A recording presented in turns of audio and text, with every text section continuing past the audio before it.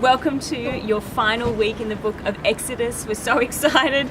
This is like the final week, final 10 chapters. We get to see the glory of God coming upon this nation. This week, guys, I want to go through a couple of things. In your list of God's names, have you been writing down what He is revealing Himself in these books? In Genesis, again, we saw Him sovereign, creator, powerful, almighty God, all these incredible lists. In Exodus, we see these lists. I'm going to read this because I've got this from a commentary, and I really love these lists of names that they project in Exodus. Let me read it to you. It says, He is rescuer, He is holy, He works in acts of salvation, His mighty feats get you out of things, He wants to dwell with you and live with us, He is the one true God, He controls history, He speaks, He makes Himself known to Moses, He's powerful and majestic. Let's just stop there for a second. I love the fact that God is holy. He is holy, and sometimes when we walk into church, the presence of God falls, and I see people and they're on their phones, they're on Facebook, and I'm like, oh my goodness, in the Old Testament, this presence was not with the people. It was contained in a tent. The only person that could go in was the high priest.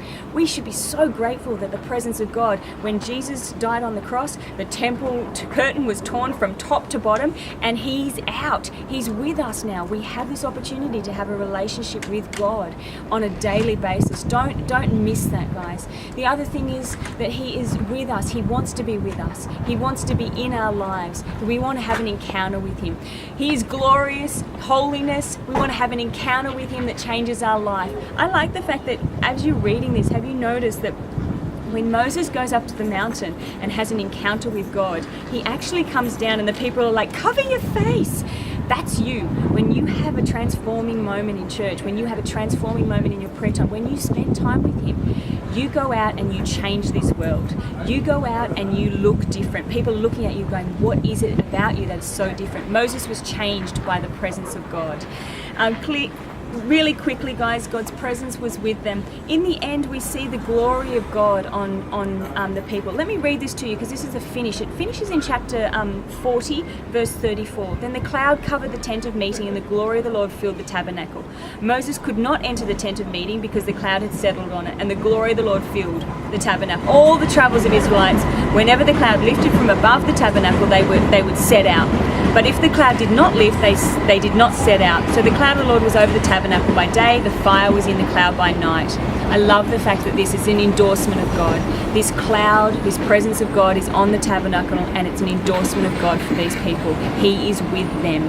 In your dive this week, we are seeking God's presence. I want to go through the account of Moses of seeking God. In your deep dive, we're going to go through the names of God. We haven't highlighted them in the snapshots, but Ryan's going to do a paper on it. It's literally Elohim, El Shaddai, God Almighty, these incredible names that He reveals Himself. He's not multi-personality, so He doesn't have, it's not multiple names. What it is in each name, He reveals a new trait to us that we can hold on to.